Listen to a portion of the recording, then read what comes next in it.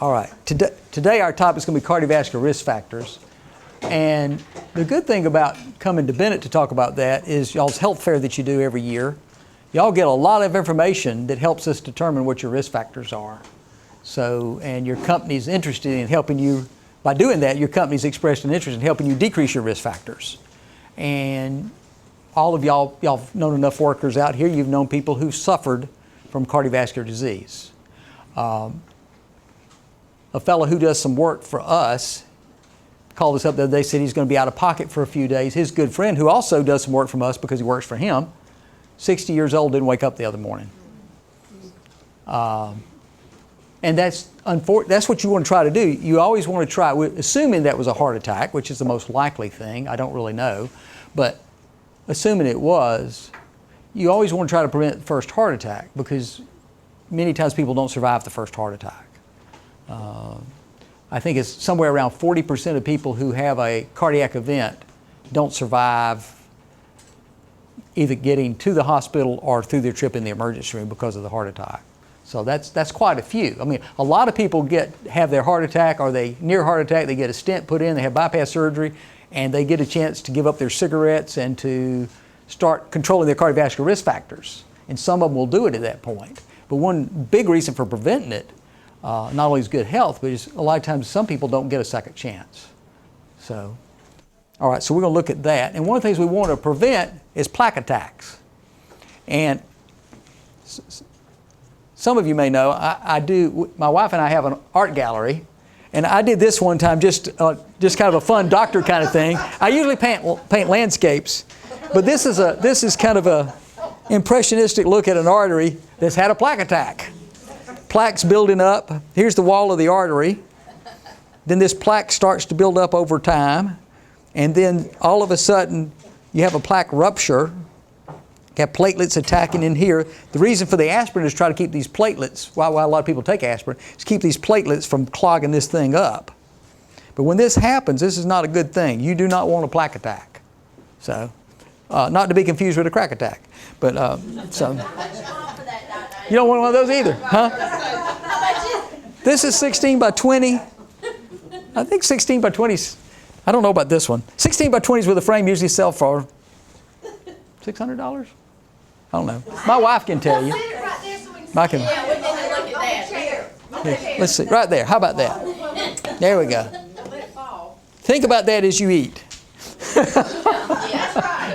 Actually, we need to. We need to think about those things as we eat, because when we eat, mainly when we do a lot of the dangerous things that cause plaque attacks. So we do need to think about that. Now let's look, in looking at risk factors, there's some risk factors that we cannot control. Male gender, for those of us who are men, we can, I think even if you have a sex change, it won't matter, but that'd be kind of drastic to try to control that risk factor. But basically, you call that uncontrollable. So men have a higher risk, but once women are postmenopausal, they catch up with us. One reason some people have theorized that women do better before menopause, there's a lot of different things, is something y'all don't like, is us having periods. They think it's because of the changing out of the blood monthly that men don't do, that they actually do better, that actually helps. So if there's anything, nothing good comes out of having a period, but maybe that's one of them, right? Yeah.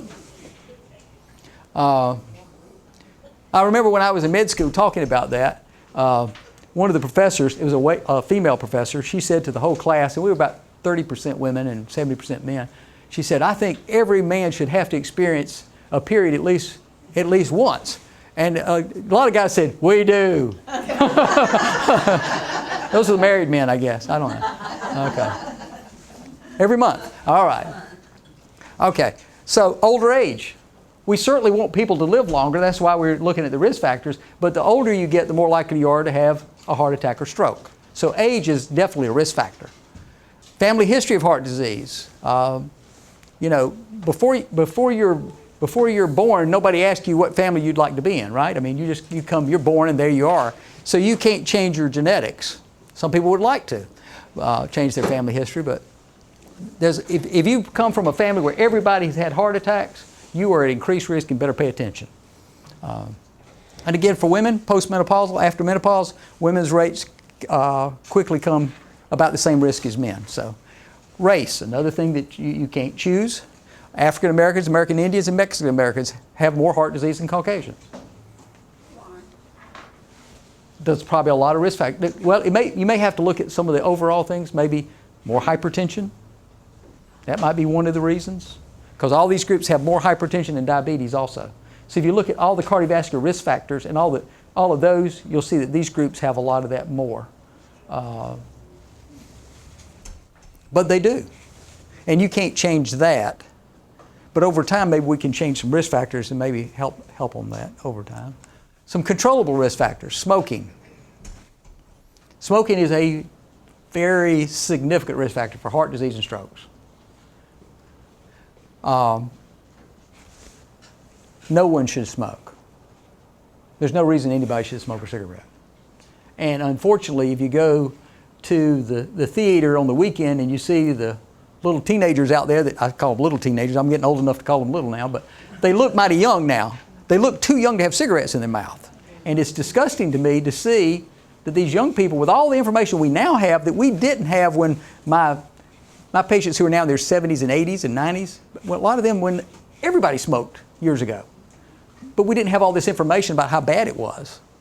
But too many young people are starting to smoke. Nobody should smoke. Physical inactivity. People need to be on the move. We need to exercise. Our bodies do a lot better. And we're going to talk about some of these again in a minute. I did a talk here previously about obesity. Obesity being 20% over your ideal body weight. Any BMI over 30. Abdominal obesity for women, a waist size 35 or greater, puts you at increased risk. For men, 40. Just having that size waist is a risk factor. We call it controllable because you can lose weight. Didn't say it was easy, just said you could. More controllable risk factors. Uncontrolled hypertension. Now, if you've got high blood pressure, a lot of times that's genetics. If you've got hypertension, the thing you've got to do is something that a lot of people do and some people don't. Take a pill to control your blood pressure. You'd be surprised how many times I've seen somebody, we've got them on blood pressure medicines, you get them all their prescriptions, you don't see them for 3 years. They come back, their blood pressure is 190 over 120. And you're like, why didn't you take your medicines? Why didn't you keep coming back and keep taking your medicines? And sometimes people don't. Uncontrolled diabetes. A lot of people have diabetes and they don't control it. It's really important when you're diabetic to remember that whenever you sit down to eat. So, if you control your blood pressure, you control your diabetes, you can greatly reduce your risk. Uncontrolled stress and anger. You may be feeling some stress and anger right now thinking about all this food we eat and developing cardiovascular disease. But it's important for people to learn relaxation techniques, whether that's taking a hot bath, meditating, saying prayers, doing some kind of sport. You need to do something where you just kind of chill out and relax every day. That's important. And in this world in which we live, relaxation seems to be something that's getting harder to do. It's hard to relax when you're driving in McDonough or Atlanta on the interstate. Yeah, or on the interstate. It's hard to really just chill out and say, man, I love this traffic. I feel really good here. So, but you almost have to make time to relax. Here's some more controllable risk factors, and this is some of the ones y'all have had tests for. Elevated C-reactive protein, that's a marker of inflammation, which starts to creep up when there's inflammation even in the arteries. High LDL. LDL is considered the bad cholesterol. If that's high, that's not good. It tends to clog up our arteries, like we see down here. A low HDL, the good cholesterol, you want that to be high because it helps clean up the bad cholesterol. That's simplifying a much more complicated process than it sounds just by saying that, but you want your good cholesterol to be high. But again, that's a genetic thing. It's somewhat controllable. It's a lot easier to probably lower your LDL than it is to raise your HDL. High triglycerides, again, that can be a genetic pattern, but you can, by try to eliminate fats in your diet. One of the things you got to be careful about when you're eating, you can eat a food that has no cholesterol in it, and it can raise your bad cholesterol. How does that happen? Your body takes fat, particularly saturated fat, and breaks it down it takes that fat and breaks it down into LDL cholesterol. So your body knows how to your body makes cholesterol in your liver all the time anyway. And we need cholesterol, but just most of us have too much. But so you can eat something, the advertisers may say no cholesterol. Well, if it's got fat in it, your body can figure out how to make some bad cholesterol out of it. So we have to watch what we eat in several different ways. Small, dense LDL particles. When you look at LDL particles, in a normal particle count, in a certain amount of blood can be, and y'all may remember yours from your test you did, say 800 is actually a pretty good count. 800 sounds like a big number, doesn't it? Shows you how much LDL is floating around. Well, there's some of these big fluffy LDL particles that float around, and they don't tend to clog up an artery. Then there's these smaller, dense ones. The smaller, dense one actually attaches, if it attaches to a lot of this around, this lipoprotein little a, if those two attach, they find a way to kind of plug into a cell wall. So if you look at this, let's pretend like these are cells. And when you look at cells, there's a place between them. They just plug right into here. The places between the cells. And start building up plaque. Elevated serum homocysteine. Do y'all test homocysteine? I don't routinely test that. That's an amino acid. Certain families have high homocystinemia, and having that is a risk factor for heart disease. And this lipoprotein little a, again, a lot of that's genetics. It's they call it controllable. That's questionable. You can control it a little bit. So you can't change that a lot. And let's look at ways we can reduce our risk, because that's where that right there. Do not smoke. Does anybody in here smoke? I don't think they'd admit it now. Oh, no, they probably would. I did when I was younger, but Yeah. Well, and a lot of people have smoked. Yeah, right. Just I have smoked. the message for your heart and your blood. Now this we're talking just about for blood vessel things. Think of all the other reasons not to smoke: lung cancer, lung disease, bladder cancer, pancreatic cancer, stomach cancer, leukemias. I mean, lots of risk factors because of smoking. All of them higher. Yeah, they do. Yeah, they need to. They don't. Yeah, they do need to. All right, diet and exercise. A diet low in cholesterol, low in saturated and transaturated fats, and simple sugars will help lower your cholesterol levels and reduce your risk. So that's a lot of things to work on. One of the most important things for us all to do is try to learn more about foods and what's in the food that you eat. Because most of us have the same eating patterns, And fast foods, you can have fast foods that you eat out, and you can have fast foods at home. One of the problems is a lot of times people want to fix something real fast at home too, and that's not always a healthy choice. Regular exercise will help lower your bad cholesterol, raise your good cholesterol. To raise the good cholesterol a lot, if you're exercising like an athlete, that'll make a big difference probably in your good cholesterol. So it takes a lot of exercise. But it would be good if you can raise it just a few points. And as some of y'all know, some of you probably own cholesterol medicines. Medicines really do help, particularly with lowering the bad cholesterol. But exercise does help with that. And you want to do aerobic exercise. That's really, really good. But some of the things to help you with diet and weight loss also is important to remember to do things where you're toning up your muscles. Because when people say they want to change their metabolism, one of the ways to do that is to tone up your muscles and to exercise. You actually control your own metabolism. If you look at your percentage of body, you've got water, you got fat, and you got muscle. If you're shifting where you've got more and more body fat and less muscle tissue percentage-wise, your metabolism is going to be very slow. The people who have really good metabolism, you see people got big muscles, got lots of toned up muscles, they got a really good metabolism. So toning your body up helps your metabolism. Control your blood pressure, diet. What's one of the things, most people know, what's one of the main things you tell people who got high blood pressure to watch in their diet? Salt, right. Now, does that help some people more than others? Yes, it does. Typically, for African Americans with hypertension, salt reduction really can make a bigger difference. They also respond better a lot of times to diuretics for probably some of the same reasons genetically. But you can control through diet, exercise, weight management, and if needed medications. The important thing is, if you need medications, take your medications.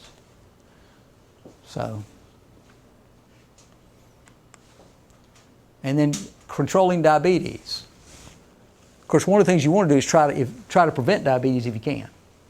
Once you've got it, what you got to do is work control. Healthy diet, again, exercise, try to maintain a healthy weight, and taking medications prescribed by your doctor to make sure that you're taking what can help you lower your blood sugar. Try to keep for those that have diabetes, there's a thing called an A1C. Y'all get an A1C on your test. That tells you how your blood sugar is doing around the clock for 6 or 8 weeks or so. So you want that to be as close to normal as you can. Get active. This is really important, and it can be difficult to do because a lot of us now. How many of your jobs around here involve running all the time? I saw Penny running earlier. She was moving fast. That's actually very good for her. Statistically, she would end up being healthier and having less risk for heart disease than someone who sat at the desk answering the phone or doing a computer all day. I do that too, though. I know you do. I know you do. I know. But you know, for people who every day have to go up and down steps, they do better than people who don't go up and down steps. So the more you move, the better off you are. Your body actually thrives on activity. And if you want to know one of the secrets to staying younger longer, well, one of them is don't smoke. Another one, try to keep your body in good shape, but exercise. Exercise. If people will exercise, they will be much, much better when they get in older ages than if they don't. Heart healthy diet. Diet low in salt. One of the key things is just don't add a whole lot of salt. There's a lot of salt in your foods. The other thing is to watch what kind of foods you get. Vegetables, for instance. Canned vegetables at the store are not nearly as good as eating fresh vegetables or frozen vegetables. Because cans, a lot of times they use salt. Sometimes they put sugar in there. Or high fructose corn syrup. I looked at some beans at Publix one day. I just picked up a can of beans and I saw high fructose corn syrup. I thought, why are you putting that in beans? I mean, beans is something very healthy. You've added some to it not healthy. You also have to watch when you go out to eat, and you might have to watch this at home too. Vegetables can be a very healthy thing to eat, unless you add fat back, bacon, and all these kind of things. You're adding salt. You're adding all this unhealthy stuff to a healthy food. There's ways to flavor them without adding noxious chemicals, I guess. All right. So a heart healthy diet, we want to keep it low in salt, saturated fat, trans fats, cholesterol, refined sugars. All right, try to increase your intake of foods rich in vitamins and other nutrients. Again, fruits and vegetables are good for those, especially antioxidants. There's a lot of talk about antioxidants. You can look up things on the computer, it tells you what foods are good with that for antioxidants. I think, for instance, just cherries. Cherries are supposed to be good for antioxidants. But a number of foods are. But they tend to be fruits and vegetables and not when they've been processed. And this can help lower your risk of heart disease. So plant-based fruits, vegetables, nuts, whole grains, things like that are better choices. Achieve and maintain a healthy weight. How easy is that to do? It is easy for some people. Some people have inherited the tendency to be thin. Most of them want to gain weight. But they tend to be healthier people their whole life. And they don't tend to have to really fight with that very much. But that's a small percentage. Learn to manage stress, practice relaxation techniques, find out something you can do every day just to chill out. That can be hard for somebody who's got to work to make a living, got to get back and forth to work to make a living, got to take care of the kids, got to take care of, somebody talked about taking care of husbands. Hopefully that, that can be stressful too, probably. But it can be hard to find time to relax. I like that song one time because it addressed to me what I see, what life can be like. I rush until life's no fun. Who sings that? It's a country song. I wrote. But anyway, it's a very good song. So. I also like Bon Jovi. I want to live while I'm alive. I like that too. I think it's a good message. You want to live while you're alive. And we're trying to maximize enjoying your life by not being a cardiac cripple or something, or having a stroke and spending your last 10 years in the nursing home. How horrible is that? I mean, I used to take care of a lot of patients in the nursing home. I've seen people, in their 60s who spend their last 10 or 15 years just laying in the bed and can't move one side of their body. It's tough. So we want to try to prevent those if we can. We can't prevent them all, but we want to prevent as many as we can. Now, this is a group in Framingham's up in New England, and this is a study that's been going for a long time, and this is an estimate of a 10-year risk of coronary artery disease. And I'm just going to show you the points. Y'all, if you had all your information, you could try to do your own scores, but I'm going to tell you how you can do that by getting an app. So, calculate your risk, and let me show you what they look at here. This is for men, and this is for all the men in the audience here. There you go. You and I will pay attention to this, okay? Yeah, we'll get the app in a minute. The app will make it easier. We have one of these. Each one that signs up has to bring a man. Yeah, that's right. But assuming that most of y'all have a man you want to keep alive, now if he's got really good insurance and you're ready for him to move on, don't let him know about this. All right. One of the things they look at is they give you points for age. And as you see, the older you get, the more points you get. And then they look at by your age, they look at total cholesterol. So if your total cholesterol, say 225 for a man, you can see that the points, actually look, they give more points when you're young because it's going to impact you more for a longer period of time. Look there, 0 for non-smokers. And look at how many points they give for smoking. Yep, young people don't need to smoke. That's a huge risk factor for them. All right, and this is looking at your good cholesterol. As you see, if your good cholesterol is high, and again, these are for men, they give you minus points. And if you're below 40, they give you 2 points. And then for your blood pressure, if it's untreated or treated, so if your blood pressure is less than 120, you get 0. So that's where you want to be. That's not where a lot of folks are. 10-year risk, you look at your points. Let's say your total points came out to be 12. You'd have a 10% risk in the next 10 years of having a heart attack, stroke, some kind of cardiovascular event. Look, if you got 17, it's greater than 30%. That's pretty high. Now, this is for women, so I'll go a little slower. Now, look at the points. They're different here. A woman, 20 to 34, she gets minus 7 points. But as you can see, as she gets older, she starts to get a lot more points there. So this is just by age. You're getting points for your age. So you want to kind of look at, most of you can tell where you're at without letting me know about it, and then get your points there.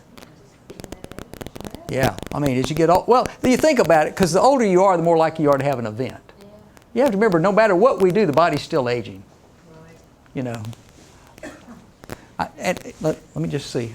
Who's the youngest one in here? Like I tell most of my patients I'm talking to, I tell them, look, we're going to work really hard on this, but in 50 years it won't matter. And I won't be talking to you about it. But it might matter in the next 10 or 20 years. So the point is, I can't keep you alive forever, right? And I won't be here forever to try to do that. So we have to acknowledge our own mortality. You give it all you got. That's right, exactly. Now, and here's the cholesterol point. So if you know what your total is, or have some idea what it is, you look at your age group and you see how many points you got. So if you have some idea where your cholesterol was the last time you looked at it. And obviously, if your cholesterol was 280, you started taking cholesterol medicines and you dropped your total down to, say, 199, look what a difference that could make. So you want to drop that cholesterol number. And they just put total cholesterol. This makes it a little more simple. And for women, again, look at smoking. A lot of points for smoking, particularly when you're young. So you want to be a non-smoker. And there's your points. I think that's the same they had for men, actually, I believe, for the HDL, for your good cholesterol. I see some people whose good cholesterol is over 100. Most of them are women. I don't see too many men over 100. I see some people whose numbers look good. Their blood pressure's good, their sugar's good, their weight's good. I tell them, look, you're gonna be around a long time. So make sure you're planning everything well. Make sure your husband leaves you well off because you're going to hang around a long time. This is looking at the systolic blood pressure if treated or untreated. See, just being treated gives you more points particularly if it's not well controlled. So, and then you look at your point totals. Like 10 for a woman comes up to like 1% risk of 10 years. So you got to really get some higher numbers for women. Isn't that interesting? The way they do that. So, now, one of the things you can do, I got to thinking, and I'm by no means a tech geek or anything, but I've learned how to get a free app on my phone. I just got one of these phones not long ago. So, the one I got, I went to the App Store. It's called CV Risk Assist, Cardiovascular Risk Assist. There was a couple of them for free. I just chose this one. They all basically work off the same method. So you pull that up, and it lets you pick your gender, your race, your age and years, your total cholesterol, your good cholesterol level, your systolic blood pressure, yes or no if you're on blood pressure medicine, yes or no you're diabetic, yes or no you're a smoker, and then it will give you your 10-year risk, your lifetime risk, your 10-year risk if you modified some of your risk factors, and your lifetime risk if you modified some risk factors. Don't give up because you say, well, I guess now that I'm this age, I should have done it. I'm not going to do it. I'm just going to eat whatever I want to, smoke whatever I want to, never exercise, and drop over dead one day. So, all right. Now, here's some things you should eat. Vegetables, they don't show much meat in these things, do they? I don't know about y'all, but I tend to be slightly carnivorous, but I like to eat some meat. So, but if you don't eat meat, like many times people who are vegans or vegetarians, their risk factors are much better. They still got to make sure they get some protein for their muscle mass. But so, in conclusion, cardiovascular risk factors, some are uncontrollable. Don't worry about those. We've got to work on the ones we can control. You need to look at what your risk is so you can make better choices and make whatever changes you need to make. You need a game plan for trying to live longer. You know, a lot of times we have lots of plans in life, but we don't even plan the most important thing, which is to take care of ourselves so that we'll be around. I mean, a lot of people plan for retirement, but you know what? If you drop dead of a heart attack when you're 64 and a half years old and you're going to retire when you're 65, didn't matter for you, maybe for everybody else, but didn't matter for you. So you need to make sure you plan for one of the most important things, that's taking care of yourself. Because you can actually help take care of other people better if you're in good shape.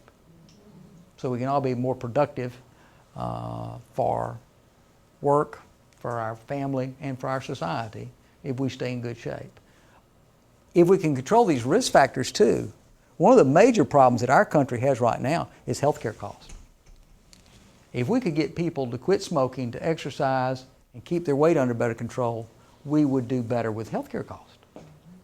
Diabetes costs are just tremendous now. So we all need to be a part of that. Part of the solution is not any particular, all this current healthcare plan's got Obama's name to it, but it's not any particular body's plan. A better plan is for us all to be healthier so it won't cost so much to take care of us. There always will be, issues for that. Does anybody have any questions? That's the last slide I've got.